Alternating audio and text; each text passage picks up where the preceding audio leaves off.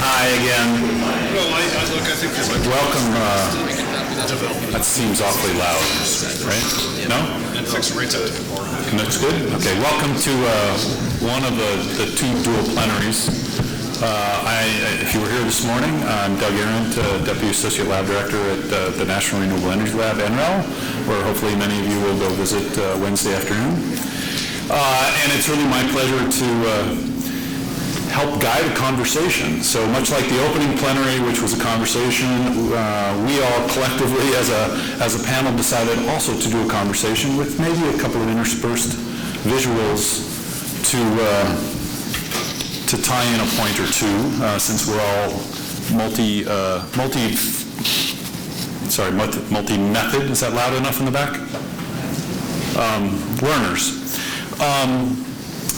And the title, of course, is Decarbonization of North American Power. So we're going to dive into the power system a little bit more and maybe then also broaden that in the conversation as well. And I am incredibly pleased to have three really esteemed panelists in this conversation. So first is to my right, Jesse Jenkins, who has a new title from the agenda and the schedule, and so he's now assistant professor at Princeton University, and so we should give him a big round of applause for that. MIT scholar, has published widely, and of course many of you might follow him in social media because he's of that ilk and much more nimble at that than I am. So you won't follow me because I don't post anything, but I follow him. And next to Jesse is Debra Lew. Debbie is a longtime friend and colleague. She worked at NREL for 16 years.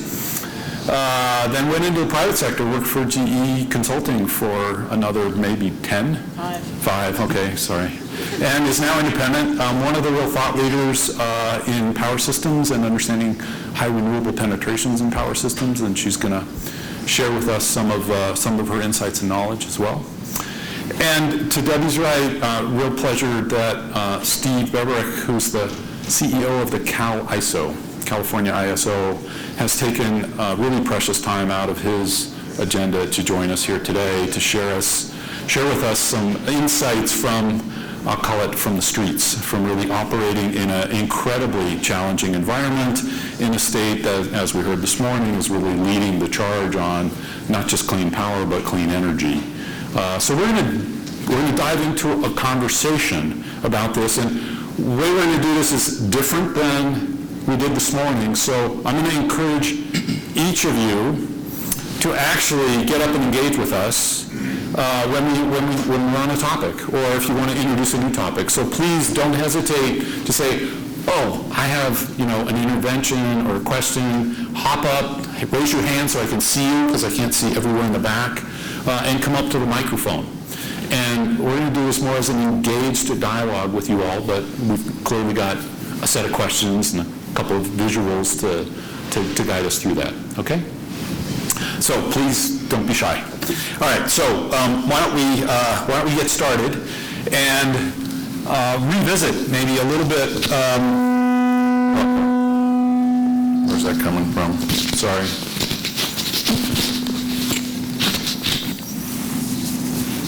Should I turn that off?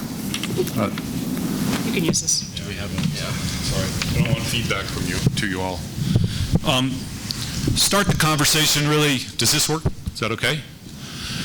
About what is happening in North America. So let's also be clear about that. This includes Canada and Mexico. What are the trends that you're seeing, and frankly, what are some of the challenges that you're seeing? So Jesse, I'll let you start and then we'll launch through. Great. Thanks. Yeah, so I guess I'll start with what I see as the big good news, and I think this was alluded to on the first panel as well, and that's the tremendous cost declines that we've seen for wind, solar photovoltaics, and also lithium-ion batteries just over the last decade. Tracking sort of levelized costs for wind and solar, we've seen about a 90% decline, I think 88% reduction in the levelized cost of solar PV over the last 10 years and about a 75-80% decline in wind, which is just a stunning change in a 10-year period. And I think has really fundamentally changed the scope of the conversation. Governor Ritter, I think, alluded to this morning quite well, that it just fundamentally changes what we think is politically possible and economically attractive for policymakers and businesses and utilities across the country. And so that's leading to an accelerating trend of commitments to greater and greater targets for decarbonization, which is really pushing us, I think, into considering not just as an academic subject as it was just a couple years ago when I started working on these topics, but as a real fundamental policy question.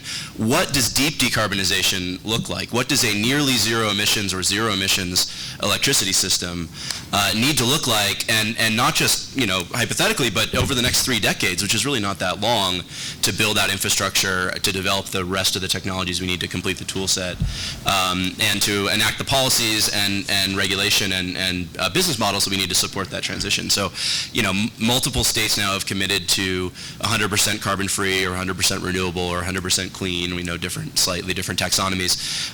Electricity systems, and more utilities are voluntarily making similar commitments as well across the country. And so it's, I think those are the sort of biggest trends that I'm seeing. And I really do think that's taken what was really an academic topic that, many of us at the national labs and universities have been poring over and thinking about for years. And I'm now getting dozens of requests a month for, sort of engagement on real practical decisions that policymakers and utilities and NGOs are making right now. And so I think that's really put the pressure on us as academics and researchers to get these answers right and to try to provide insight that's actionable and not just unintelligible academic jargon. So I think it's really exciting, and it's also going to be really challenging next 3 decades. And so I'll leave it there for my colleagues. But actually, let's stop there and go to Steve. So Steve, Jesse talked about practical solutions. You're on the front lines of this. Tell us about what you're learning and what your challenges are. Sure, thank you. Thanks for the tee up, Jesse. So the California grid, as everyone knows, is in great transition, and I think probably, if not the leader in North America, potentially even across the world. We regularly operate the grid. I think this year we'll probably hit 35 or 36% of the load served with renewables. This is the 5th largest economy in the world, and the key thing what we're doing is demonstrating that you can run a grid, a modern large grid, with a lot of renewables. To give you some data points, we regularly run the grid on 50% or more renewables, and we've hit north of 70% on multiple occasions. In fact, I have a slide that shows the monthly instantaneous peaks. Yeah, if you can get it. We can get there, I think. Sorry, we're going to scan through slides, so you'll see some of these later. Is it this one? That one. Yeah. So here are the high. Now, there are damn lies and statistics, so I don't want to get too carried away about this. These are instantaneous peaks, but you can see the instantaneous peaks are continuing to grow. The point being is you can operate the grid on 70 and 80%, and the key is how do we spread that across all the hours. This is a single interval, a 5-minute interval, but of course it's going to be very complementary with its adjacent intervals as well. Most of this is wind and solar. We don't count large hydros, so you can add another roughly 5% to these numbers. We also don't count nuclear, which you can add probably another 10% to these numbers. So we're running the grid nearly at 100% penetration of clean energy. Now, what have we had to do that? And the background is I engage with grid operators around the world, and I think fundamentally the single biggest obstacle or thing that has to change around this is culture. Because our grid operators, when we first looked at having 20% renewables on the system, there was a hue and cry about how do you operate a grid with 20% renewables. We hired GE to come in for millions to study this problem and do all these things. Well, it turns out operating the grid on 20% renewables is no big deal. Frankly, operating at 30% and 40% is no big deal, but you got to get people to wrap their arms around that, and you also have to change the way you look at it. For instance, system planning, we used to plan the system with a thermal system with some renewables. Now we've got the planners looking at, it's a renewable system with some thermals that are supporting it. So it's the cultural element, I think, is the biggest first step to show people. And I think part of what we can do in our story as a grid operator is show it can be done. And that's what we'll continue to show through. Now, what do? Planning, I talked about. The markets have to change too, because now you're valuing capabilities instead of capacity, ramping, the ability to start and stop and do all those kinds of things, because at zero marginal cost, obviously, the renewables are pushing down the cost of capacity and energy as well. So markets have to adapt, and we're rapidly doing that. We allow distributed generation to participate in our market. We dispatch batteries in our market, all seamlessly around the clock. And then finally, from an operations perspective, you need to be really good at forecasting, and we spend a lot of money and a lot of effort on forecasting both the load, because in our case, the load is variable more so than other places too, because we have a substantial distributed generation portfolio in California. About 7,000 megawatts of distributed generation exists in California. So on a day like today, I brought up our stats. By the way, we have an app called ISO Today. If you want to load that up, you can see all these things. For instance, we're serving 41% of the load right now with renewables. And that'll probably go on. The solar this time of the year, because of the angle of the sun, is a little bit lower. We're getting 7,000 megawatts now. We usually get 11 or 12,000 megawatts. So that's kind of the transition and adaptation that has to happen. Okay. We'll peel in as we go through this conversation some more.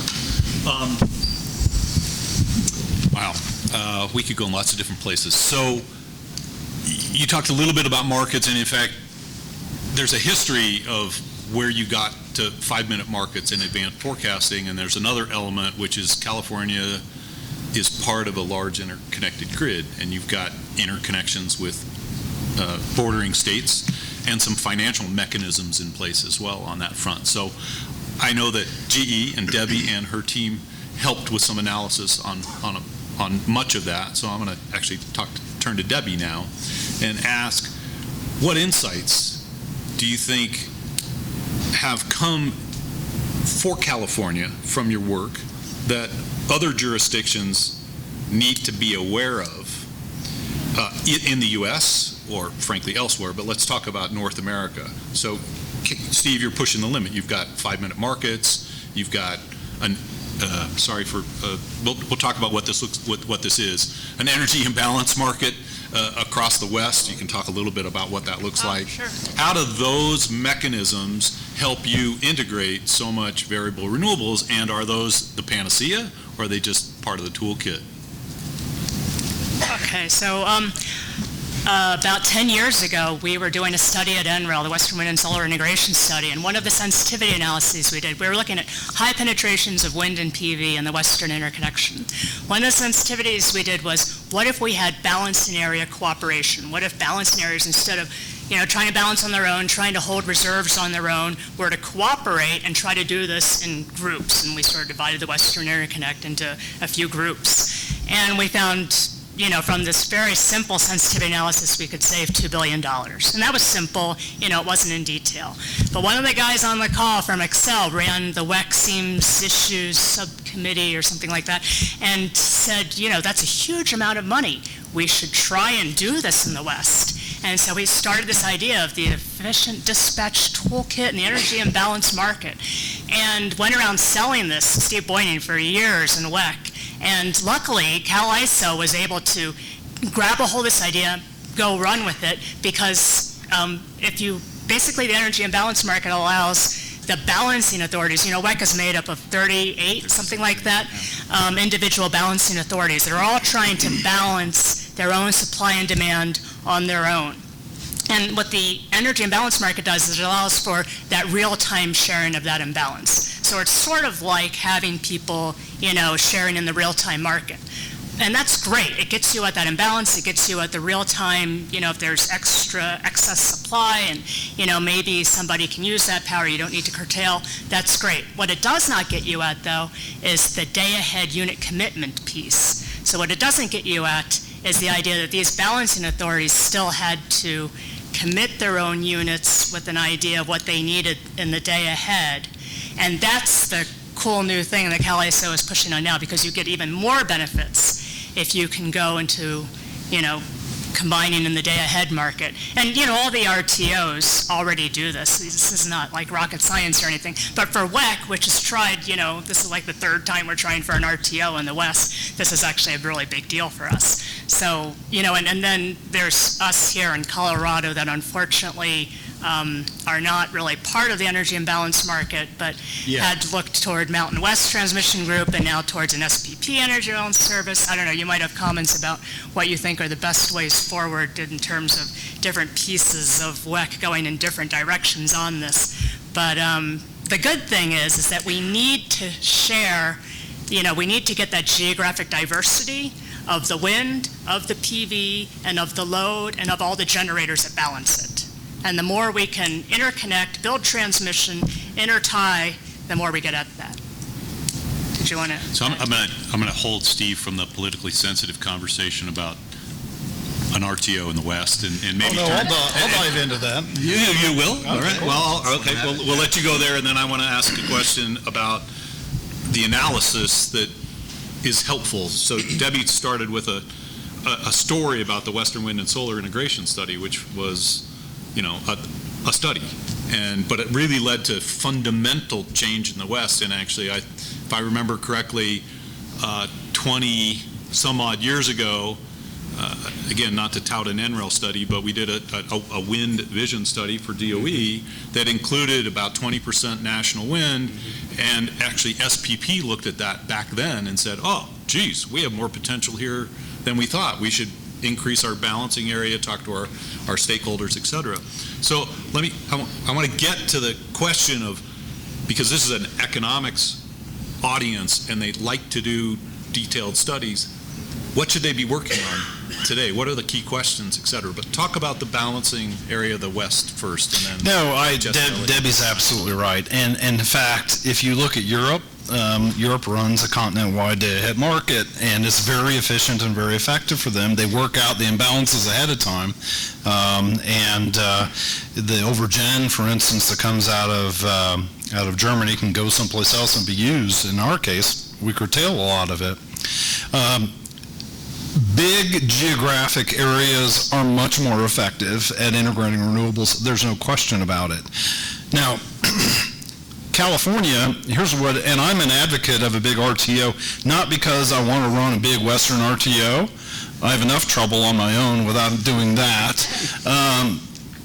But I know for California to achieve its objectives, it needs to do this. Because the alternative is California goes on its own and it's really expensive. And having real expensive energy systems, electric systems, is going to undermine decarbonization efforts, because you have to do, you saw this in the slides in the previous panel, you have to do significant fuel switching to decarbonize the system. And I can tell you this, people don't want to get rid of their gas appliances if it costs a whole lot more to use an electric appliance. So you have to do this much more cost effectively, and the only way to do that is with broad geographic diversity of resources. You get the portfolio effect of wind across a larger area. The solar, in our case, I can give you a quick example of this. Our load today, picks up around 4:30 in the morning, and I can tell you it's dark in California at 4:30 in the morning, and the solar fleet is not producing much then.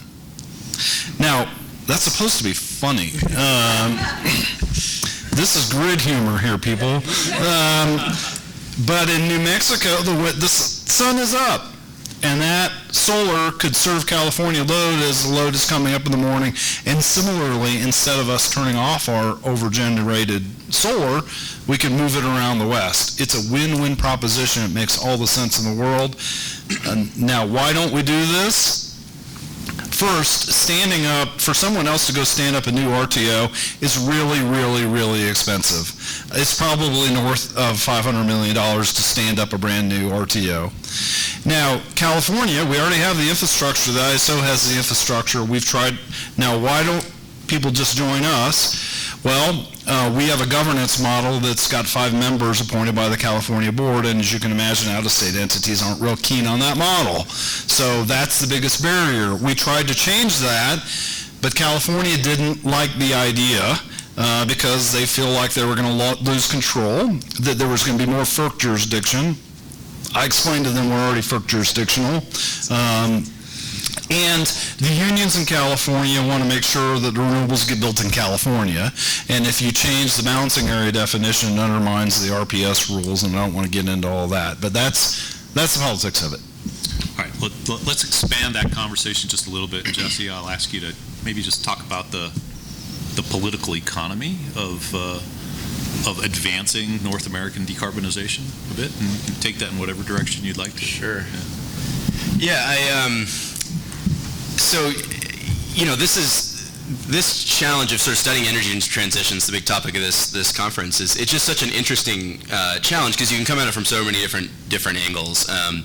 There's the technical piece of it, trying to figure out how do we actually keep enough frequency regulation that we can keep the grid stable, and when you've got 70% instantaneous penetration of wind and solar, how do we design and plan a regional system that can span the entire western United States. Then there's the economics of how do we incentivize individuals who can go out and buy solar systems and electric vehicles and smart thermostats to make millions of distributed independent decisions in a way that makes this transition easier, not harder, and that aligns the private incentives of individuals with what is good for society and for the system at large. And then there's a huge amount of politics and social change that that we have to think about in this transition. And that's because of the big shifts in infrastructure that we're talking about building. I mean, we are considering transitioning from a Western fleet or a U.S. fleet that was largely dominated by thermal resources, by coal and gas and oil, to one that will be the flip, most likely, where today we get about 70% of our energy, our electricity in the U.S. from coal and gas, to something that might be the opposite, where we get about 70% from wind and solar and hydro, and then the remainder from gas and probably a dwindling nuclear fleet over that time frame. And we have to build huge amounts of infrastructure, and that's going to change where things are located, and all that raises political challenges. And so I think that's perhaps one of the most understudied aspects of this transition, is how to think about where things get built, by whom, in whose backyard, and how can we change, amongst many different options for building a carbon-free U.S., grid or energy system that have roughly equivalent cost, say 5-10% difference in cost, they may have vastly different distributional outcomes in terms of who wins and who loses. And trying to figure out how to align the benefits of that transition geographically, in terms of interest groups, in terms of demographics, with the people who are also pressured and might lose under that transition, I think is probably going to be the key to actually getting this done. Because if we embark on a large-scale transition that, sort of gores the ox for a whole bunch of well-established interests, whether it's unions that want to build things in California, or utilities that want to protect their existing fossil assets, or oil and gas companies that want to keep producing gas and selling it in North America, and we don't do anything to ameliorate those impacts, then we're going to run right into a political brick wall, and the transition's not going to proceed at the kind of pace that we need to see. So all these pieces, engineering, economics, politics, all come, crashing together when we talk about energy transitions, and that's why I think it's such a fascinating topic for research, and also one where we just desperately need more research and more insight to help guide and inform these decisions as they're being made in the real world. Great, thanks. That comes back to the analytic piece. Yeah, go ahead, and then we'll take a question from the floor. Sure. Since you mentioned that there's a lot of researchers out here looking for interesting topics to research, I think the big interesting topic that you need to research now is how we're going to unlock the power of demand, and how we're going to set in place rates to unlock that power, and how we're going to maybe design, subscription services or whatever in the future to be able to really unlock this. Because if you think about what maintains a reliable power grid, most of all of that is all about real-time balance of supply and demand, or long-term balance of supply and demand. And the biggest lever we got on that is the demand side. That's the piece that we really haven't tapped.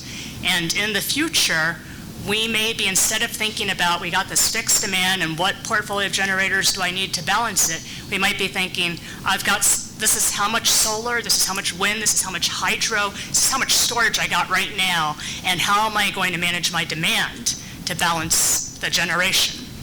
So I think if people out there are looking for really good research topics, one of the things you need to do is to get with the folks that are running the system, find out what system needs they have, and look at rates that help you unlock that. So if Steve needs 4-hour batteries, for example, maybe we need more time of use rates, because time of use rates basically act like 4-hour batteries. If he needs, if he's got a problem with resource adequacy, meeting peak and, September 3rd and 4 o'clock in the afternoon, maybe we need more, peak time rebates or ways to get customers to, offload during peak. But trying to think about all the things that we need to do on the tariff, the rate design side of things to help link up to the needs of the system, I think would be great research topics.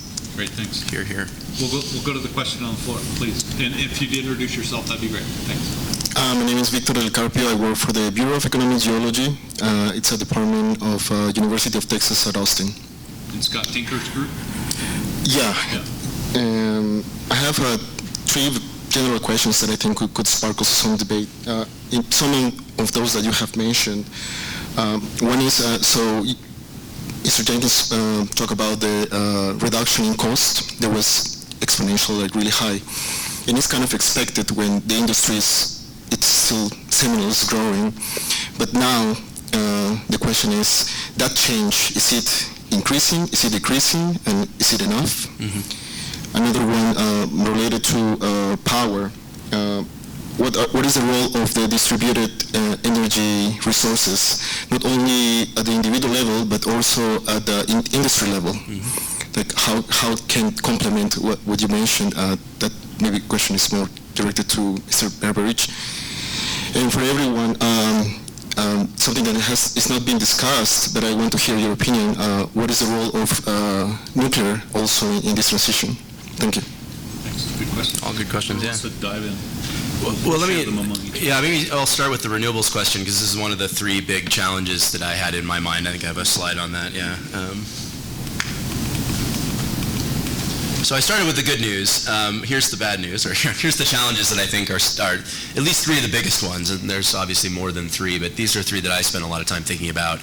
If we're going to try to get all the way to a zero-carbon North American energy system and electricity system, then I think there are really 3 big challenges, and the first one directly relates to the question that you just asked, which is, yes, the costs of wind and solar have fallen dramatically, but as we deploy more and more wind and solar, and Steve, you can comment on the trends you're seeing in the ISO, the value of that wind and solar and the revenue that they earn in the markets is also steadily falling. And you can think about it, this is an econ conference, so we can think about supply and demand curves, right? So as you add more zero marginal cost wind or solar to the system, you can think about that as either shifting out the supply curve away from the origin, or you can think about it as subtracting from the demand and shifting the net demand curve back towards the origin. And either of those is going to result in lower price, right? Higher supply and consistent demand, lower price. Lower demand and consistent supply, lower price. And because the output of wind and solar is all highly correlated and variable, it doesn't come when you want it, it comes when it comes, and it's pretty well correlated across the fleet, even across, the West. The more wind and solar we have, say we have 30% average, most of that production occurs in the same time periods, right? So weighted to periods when it's sunny and windy. And that means that those prices see those periods of time see a disproportionate decline in the energy price relative to the average energy price. The average energy price might actually increase as we see the prices go up in the afternoons, as fast ramping resources have to come online and things like that. And so we're already seeing this in California, in Germany, in SPP and elsewhere, where the average revenues earned by wind and solar are steadily declining as penetrations increase. And so we have this race between declining cost and declining value. And which wins will determine how far the penetration of wind and solar can go, at least from an economic perspective. We can always push that penetration further with subsidy, but that changes fundamentally the picture for me. I mean, I had in my mind when I started working on energy policy issues early on and was fighting for renewable portfolio standards and other incentives for renewables back in the 2000s, the idea that at that point, wind was maybe $100 a megawatt hour, and the average cost was 45. And so what we need to do is buy down that subsidy, that additional cost with subsidy, make it more affordable for utilities. That would drive experience and learning by doing, and innovation, which would drive the cost down, and eventually we get to a point where wind and solar were subsidy independent because they were lower in cost than fossil alternatives. And that's the point where we are today.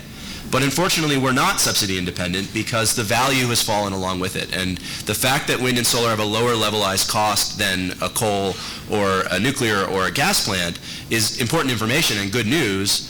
But it's like saying that a banana is cheaper than a burger when you're trying to decide what you want to eat. Right? It's good to know that banana is cheaper, right? But that's probably not all the information you need to know when you decide what to eat. You're not only going to eat bananas. Your doctor certainly doesn't want you to only eat burgers. You need a complete balanced diet, right, of all sorts of different nutrients. And that's what we need from the grid as well, is a balanced mix of resources that all provide different services and roles in the energy system. And so wind and solar are great as fuel-saving resources. When they're there, they have no fuel costs, and they back out something that's much more expensive. And they deliver a lot of value that way.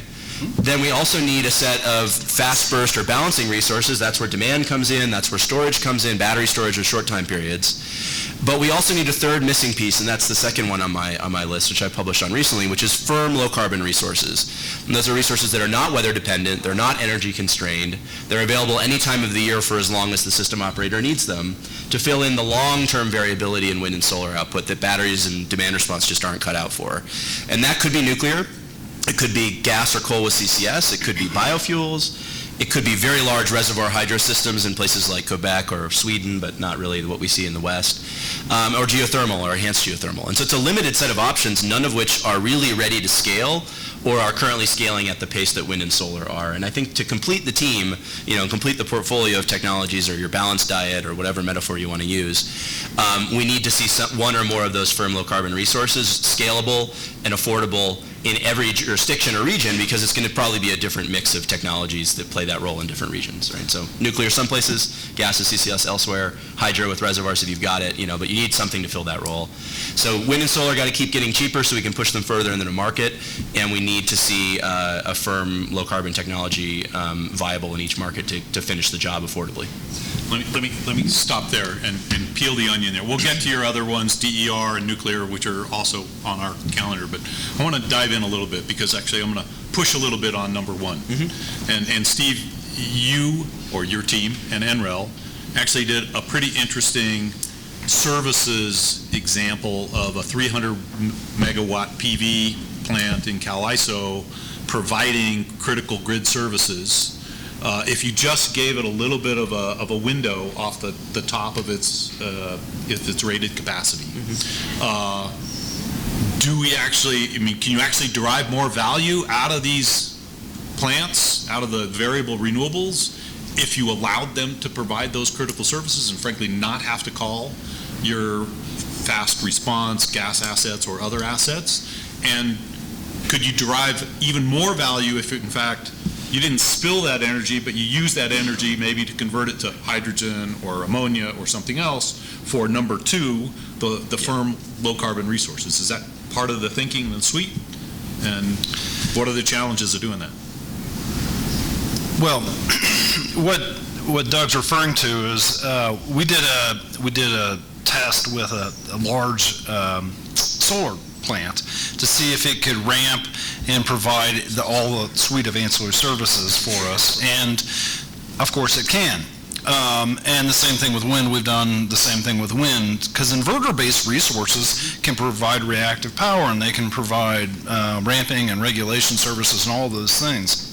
The big hindrance is really contractual and policy, not technical, and we're working through that to allow, like you said, Doug, is holding back your total output so we can ramp up, as an example.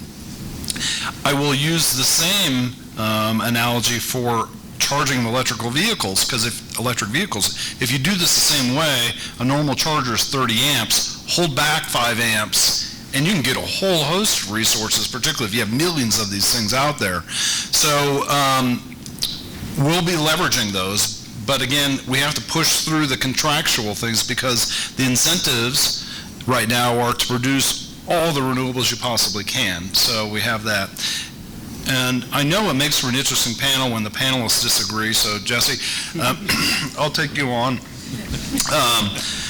The zero marginal energy cost debate we have on a regular basis, what do you do, the market, how does it operate and do all those things? I would argue it's not a problem. And because we do have, when we have an overabundant supply, when demand is less than supply, you get lower prices, which is basic economics. But it also, it'll drive a message and a signal to those out there that if you're a solar facility and you don't want to sell your power at -15, store it and sell it in a ramp at $80 a megawatt hour. That's not a big enough deviation to do that, but the point being is that's what we're incenting people to do. And further, that negative price that we send out in the middle of the day, it gets people to reduce their production like that. So we use those price signals to be able to move the system around, and it's been pretty effective. We have had all kinds of debate about this whole. The other issue that a lot of people have to understand is, for the most part, under RPS scenarios, those wind and solar facilities all have capacity contracts, and they have bilateral contracts, and they're isolated from most of the market signals anyway. So that's a bigger issue, is how do we go forward on that construct? So I'm going to disappoint you by completely agreeing with you. I don't think we disagree on that at all. So I'm not saying this is actually a problem. It's a challenge for the financing of wind and solar. It's actually exactly the right market signal, and I do not think we should be, shortchanging that or short-circuiting it by trying to undermine what the market is telling us, which is that we need more energy at times when prices are high and less when prices are low. That's an important economic signal, and it does tell you that storage is more valuable. It tells you that demand response is more valuable at certain times, that load shifting that can schedule around should be scheduling accordingly into the low price hours and out of the high price hours. And so those short-term energy price signals are exactly right and need to be amplified and sent to the demand side more strongly, I think, if anything. But it does say that the value of more and more wind and solar, at times we already have lots of wind and solar on the grid, is declining. And having storage helps, having demand flexibility helps. We looked at that in our paper. We had very cheap storage in our scenarios. We had sensitivities where 20% of load was freely reschedulable for 8 hours in the day, assuming you had lots of EVs or something else that could just, perfectly coordinate with the grid operator as to when they charge. We've looked at ancillary services as revenue streams. All that helps, push the curve up a bit, but it still is a declining slope. And so, the challenge is going to be to continue to push the cost of wind and solar down. How far is an open question, and it does depend on some of these other things. Actually, I have another paper we're working on right now where we're looking at, what is the most sensitive factor that determines how cheap wind and solar have to get to reach 35% market share, which is about what coal and gas are each today. So if we want wind and solar to be our dominant kind of backbone electricity sources, how cheap do they need to be to overcome these declining values? And what are the biggest things that determine that? Is it the cost of storage? Is it having some load sink that can suck up the excess? Is it demand flexibility? Is it the price of gas, because a lot of their value is in fuel saving? So we're looking at all those sensitivities right now too, and hoping to find some useful insight there. Let us know when that's out. Yeah. So Debbie, chime in on. Yeah, can I add in on what you were bringing up about the solar plant providing reserve products in Cal ISO, and the wind plant can do it too. So we need to start thinking of curtailment as a resource. Curtailment is not necessarily something that you just want to you want to reduce it to the extent that you can, but we need to start thinking, as we get more and more wind and PV, we're going to curtail a lot more. Yeah. Start thinking of it as a resource. And you guys probably don't read this. This is the IEEE magazine. I have copies if you're interested. We've got a paper in here about best practices around the world on wind and solar integration. And one of the best practices is right here in Colorado. So what Excel does, and they're the only people I know of that do this, they've been doing this for almost 10 years now. They put their wind on automatic generation control. It gets a signal from their system operator that tells them every 4 or 6 seconds, move that wind up or down. So it's providing regulation reserve. Regulation reserve is your most expensive ancillary service product. So they're getting their most expensive ancillary service product from curtailed wind at night, because they've got to curtail the wind at night because they need those other thermal generators to be on in the morning for the morning load rise. So they've got to be curtailing the wind at night anyway. They get an ancillary service. They get better reliability scores than they do without it. And now the best part is they're actually providing a spinning reserve. A spinning reserve is something where, you're actually backing down the plant, maybe 50 megawatts or 100 megawatts. You're backing down the plant, you're using a short-term forecast, and you're able to get a huge amount of up response from that plant, and then they can maybe turn off a coal plant that was otherwise providing that spinning reserve. So this is the really important thing, is that you want to use these ancillary services from wind and solar so you can turn off your thermal generators, save emissions, save fuel, save money. Yeah, by the way, we can do this with nuclear plants as well. I published a study with Argonne National Lab colleagues last year looking at the southwest scenario, so Arizona, with a higher wind and solar penetration level, and looking at what to do with the existing nuclear units there when you have these periods where you're curtailing wind and solar. Because the other option is to ramp down your nuclear plants and provide ancillary services with those nuclear plants as well. They're paying, they're generating electricity that's worthless at those times. The marginal, price is zero, or even negative at certain periods. So why would they just continue to operate as baseload generators? It makes no economic sense. And so you can ramp down nuclear units, use that spare capacity to, instead of generate worthless electricity, provide valuable ancillary services. And again, that changes the unit commitment, and it means you can commit less coal and gas units that would otherwise provide spinning reserves and regulation. And that increases revenues for the nuclear owners. It reduces curtailment for wind and solar quite dramatically, and it modestly reduces CO2 emissions in the system as well. And so, thinking about, these are different paradigms, using wind and solar as, regulation reserve resources, using nuclear plants in a non-baseload manner. All those things are, were totally novel, but make complete economic and technical sense in the world that we're moving into very rapidly. So that's another, sort of interesting area to explore. Let me chime in there with some other thoughts, and then we're going to go to the questions here, which is, I actually think that there's some interesting work to be done back to the contract structures, because the contract structures are a paradigm of the last decade, and that they've got multiple decades worth of duration to them, and they need to be rethought significantly. Also, for all of you who argue for different policy paradigms at the federal level, it actually may be pretty viable to be thinking about what the world looks like without a PTC, because in fact the PTC is a disincentive to provide services because it rewards energy. And so that's a fundamental thing.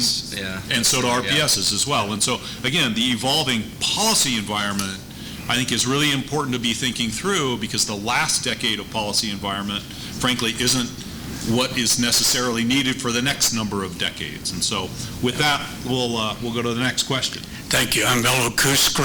I head Advanced Resources International. I want to follow up particularly Professor Jenkins on your topics 3 and 2, and I want to follow them up in that particular order.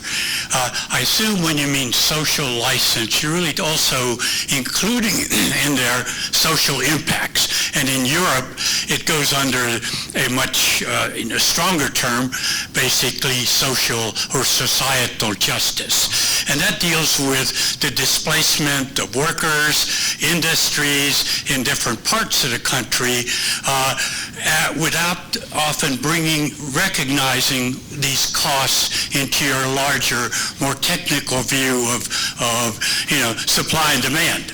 And just to comment that I'm glad to hear the beginning discussions of that. I didn't see any of those topics as part of the sessions that are here. But then that leads me to basically topic 2, and I want to introduce that by basically saying that the introduction of the 45Q tax credits is really changing how power companies are looking at the retrofit of both coal and potentially also gas plants with capture and storage for CCS.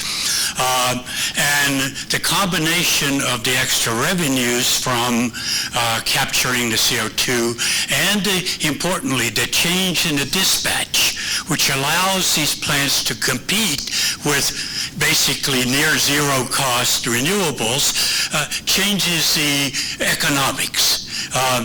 And I ended up writing a paper jointly with several people from Southern Company. It just came out by Wiley that begins to address that topic. And my question is, there will be a need for thermal backup. And to what extent have you begun to incorporate the impact of the 45Q tax credit and changes in technology into your view of the transition to a low carbon electricity system? I'm going to do that. I'm going to make that in, now let's take that one and I'm going to make it into two questions. So will there be a need for thermal backup as the system evolves? And if so, what's the impact of 45Q as a helping element to that? Steve looks like he's... Will you need thermal backup? Yes. Okay. I mean, and the question is how much thermal backup you will need, because we've looked at some scenarios. The scenario we have occurred, I don't remember, I think it was in February 6th or something like that, where you have multiple days of cloudy weather. Yep. And there was a blackout in Hawaii recently for this very reason, which is they have a large solar fleet and they have a lot of batteries, and the solar fleet wasn't operating, so they went off because it was cloudy. So then they went off their batteries. The batteries got drained because there was no solar to charge the batteries, and you get this, things go dark. And we have multiple days of cloudy weather. So you will have to have a thermal backup. It goes back to what Debbie was saying, though. Collectively, if you orchestrate this regionally, you need much less thermal backup, which drives costs out of the system. Because I think, Jesse, you were touching on this, I think that the biggest impediment to this going forward are going to be economics. And I'll make this, I knew you didn't ask this, but I think a better question for the economists is, should you go to 100% decarbonized electric system, or should you go to 80? Because the last 20 is really expensive, and then you leverage the electric system to decarbonize the rest of the economy, because that's what we're after here. We're going to get there. We're going to talk about our economy for a bit, but... Yeah, I very much agree. I mean, even if you go to Denmark, where they are running their system off of almost 50% annual average wind power, they still have, so in Denmark, I think it's 6 gigawatt peak system, something like that, 6 gigawatts of wind, 6 gigawatts of thermal capacity, and 6 gigawatts of interconnection with their neighbors. So their plan, so right now they've got all that thermal capacity, and they've run that thermal capacity on days when they've had 5 calm, cloudy days in a row. But they lean on their neighbors as much as they can, and they are building more interconnection capacity to lean on more neighbors farther away and try and decrease some of that thermal capacity. So I think right now, this is the best that we've got. You know, the big challenge, there's 2 big challenges with